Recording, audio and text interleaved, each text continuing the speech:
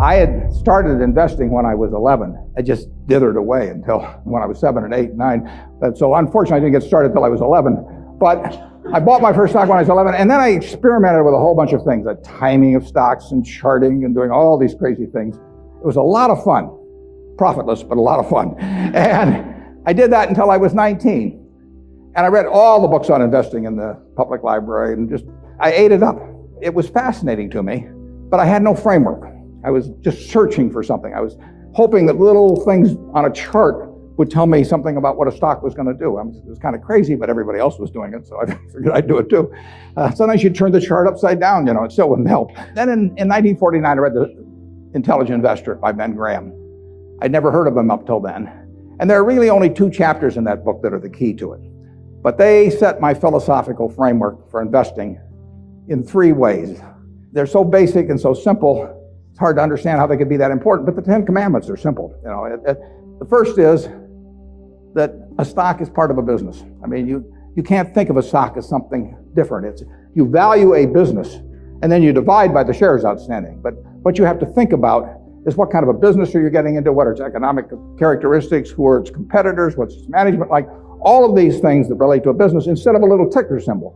I used to know when I was 11 or 12 the ticker symbols of every company virtually on the New York Stock Exchange. I could mark the boards at Harris Upham, but I didn't know anything. I mean, I knew that X was U.S. Steel and T was AT&T and so on, but I didn't know anything. I didn't know what was behind them. So I had to start looking at these little symbols or these little names in the paper as businesses and decide, how do you value a business? What counts? The second thing in the book is that Graham gives you a marvelous set point in terms of how the investor should react to stock market fluctuations. He talks about his mythical Mr. Market in chapter 8. And there's been no better thing written in terms of the investor's attitude toward stock prices. Most people react the wrong way to stock prices. I mean, they feel good when their stocks go up, they feel bad when they go down. They think the stock market is there to instruct them. And Mr. Market is this partner you have in investing. He's a remarkably obliging partner. This guy comes around every day and he tells you what he'll pay you for your interest in the business or what he'll sell you more at the same price. Nobody ever does that in private business. If you and I owned a gas station together, and I said, every day I want you to come in and offer me your half interest in the station, and I can either buy your half or sell you my half at the same price, and you have to come in every day and do it, you'd be at a terrible disadvantage. And you'd be at a particular disadvantage if you're Mr. Market in the market, because Mr. Market, our friend in the market who obligingly gives you those figures every day, different figures at the end of the day and the start of the day, but he's naming a price at which you'll either buy or sell. The beautiful thing about him is that this guy is an alcoholic manic depressive. I mean, he is as unsound as they come. He wanders around all day, and looks at the crazy things, and he's going to name all kinds of crazy prices. And you don't have to pay any attention to him, except when it's to your advantage to do so. If that's once a year, if it's once every 5 years, it's one stock out of 3,000. All you have to do is sit there. You have no moral responsibility to this jerk. He is naming these numbers. You didn't ask him to, but he's doing it. And all you have to do is pick the one time when he is particularly depressed or particularly manic or particularly drunk or whatever it may be. And the market will be all of those things. And you take advantage of it. And that's what's remarkable about stocks, if you think about it, is that if you look at the high and low on all of these American companies for the last year, you'll see case after case after case where the high is twice the low. Now that's for a sound American business, is running along, paying people, selling goods, and so on. If you go out and look at farmland 10 miles from here, there's no way in the world over a year that the farmland is going to range in value from X to 2X. It maybe go from X to 110% of X or vice versa. If you look at an apartment house near here and figures on essentially apartment houses like that over a year, it won't move 10% in a given year. But here are the finest of American businesses, and people just name these numbers that go all over the place. And you don't have to play, except when you want to. That's the important thing, and that's what Graham tells you. The market isn't there to instruct you, to tell you anything. The market is there just basically to serve you when you want it to serve you. One of the most important things to remember in stocks, very hard to do, but people have all these feelings about it. The stock doesn't know you own it. You're sitting there with these certificates for Berkshire. the company doesn't even know you own it, and the stock doesn't. It's trading now, and they don't know you own it. So it has no feelings about you. I mean, you've got all these feelings about it, but it's just part of a business. If Berkshire is worth 75,000 times 1.5 million shares, roughly 110 billion or something like that, it's a good investment. If it isn't, it's a lousy investment, and you have to value the business. And Graham, it's amazing, but people don't do that in Wall Street. You hear price targets or that kind of thing, but you'd see no one write a paper that says, here is the nature of this business over the next 20 years. What should that business sell for? Forget about what it's selling for. In fact, one of the things I always like to do when I'm looking at investments is I like to look at them without knowing the price. Because if you see the price, it automatically has some influence on you. If you just sit down with the reports, if I get an idea about looking up a company and I get the 10Ks and so on, I would rather not know the price because I'd rather value it without knowing the price. When I used to handicap horses when I was a kid, one of the things I would do is I'd get the racing form ahead of time. And if there were 9 horses in a race, we'll say, obviously the probabilities of each one winning the race had to add up to 100%. I mean, one horse was going to win the race absent a dead heat or all of them dropping dead on the backstretch. So if you went through the racing form and I would look at the 3rd race at Hialeah, I would try to figure out the percentage chance of each horse winning the race, and that had to add to 100%. Then I would compare those percentages to the odds. But first of all, I wouldn't look at the odds first. I would look at the past performance and all of that thing first. Stock market's the same way. Third thing in Graham's book is the margin of safety. If you come up to a bridge and it says capacity 10,000 pounds and you're driving a 9,800 pound truck, you drive down further and find another bridge. I mean, nobody knows exactly what that capacity is, and sign may have been put up 3 years ago. So you always leave a margin of safety. You don't try to cut things that close. You wait till something kind of shouts at you in the stock market. And with those 3 principles, you can build all kinds of structures on that. But that's the foundation. And if you've got that in mind, and that's in the Intelligent Investor, I've never found anything that remotely compares with it. All 3 of the ones you can't get rid of one leg of the 3-legged stool and still have a good investment philosophy. But I would say that the most important thing over a long period and working with big money is to understand the business.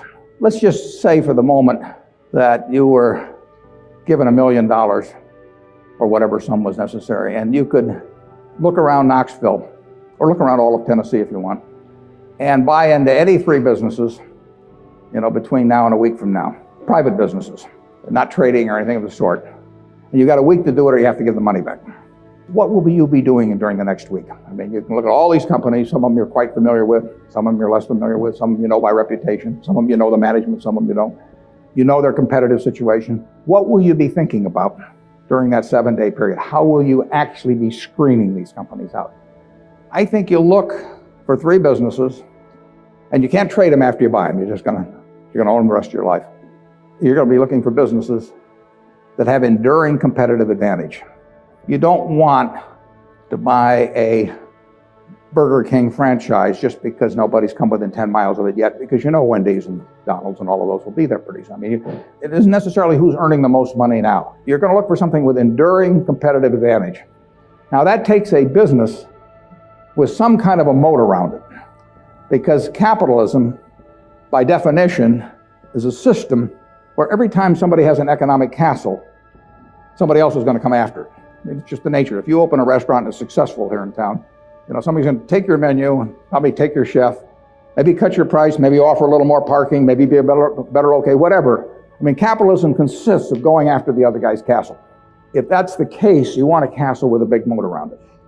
And there's a lot of ways you can have a moat around something. You could have it by patent protection. You could have it by location in certain areas. I mean, if you have something in people's mind, like Coca-Cola, 6 billion people in the world, practically all of them have something in their mind about Coca-Cola, largely favorable. They don't have anything in their mind about RC Cola. And if RC Cola spent $1 billion advertising, they wouldn't have anything in their mind about RC Cola.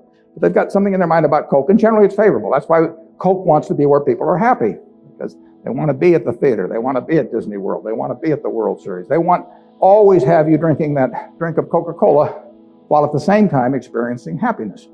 And if they do that, they're going to sell a lot of Coca-Cola. And it won't make any difference if somebody is a half a cent less on some serving than Coke. So that's an enduring competitive advantage. And you want it run by honest and able people. You don't want to go in with a crook, and you don't want to go in with a dope. Now, the best businesses to buy are the ones where you could have a dope in there. I mean, Peter Lynch says, buy a business that's so good that an idiot can run it, because sooner or later one will. And there's some merit to that. In fact, I got a question the other day from a student group, and they said, what's going to happen to Berkshire when you go gaga? And I said, well, Berkshire's so good that I can go gaga. In fact, I may even be. Those are the kind of businesses to own. So you want a management that's able and honest, and then you want a price that's sensible. And that's what you'd look for. You'd go around Tennessee, got a week to do it, and you'd immediately screen out a whole bunch of things. You just know that they weren't a fertile area. That's an important thing to be able to do, to know, just get rid of all kinds of things. There was a great article in the New Yorker 30 years ago when Bobby Fischer was playing Spassky in a famous chess match which drew attention around the world. And they examined how the mind could, with billions and billions and billions of possibilities, how it could group things so as to immediately cast it down to where you had like 4 options. And of course, when the humans play something like deep thought, or whatever the latest version is of the computer on that computer is making maybe 700,000 or 1 million calculations a second. And the human mind is competing against that, but the computer is checking every possibility. And the human mind somehow has this ability to cast out 99.999% of those things that the computer has to go through in order to focus on the 3 or 4 possibilities that really make sense. And investing's a lot like that. It's not that tough because there aren't that many companies, but you want to cast out all kinds of things. If somebody told me that my life depended on picking among the Dow Jones stocks a group of 10 that would be the best performers or outperform the index as a whole, I would spend my time thinking of the worst companies in there. I would cast out things, and then I would figure I left those behind, and that's an easier way to approach the problem, actually, than trying to pick the 10 best. If you were thinking about the state of Tennessee, there's a whole lot of things you wouldn't examine. You just figure they're too tough. You might decide, car dealerships were too tough. It's always going to be competitive. Who knows whether Ford or General Motors are going to be selling more cars 5 years from now, or whether there's going to be tariffs on foreign cars, or who knows. So you just say, I'll give up on car dealers. I'll think about something else. And that approach that you use there is the same approach you really want to bring to the stock market. You've got 3,000 companies tonight you can look at on the New York Stock Exchange. There's a valuation on every one of them. It'll change tomorrow.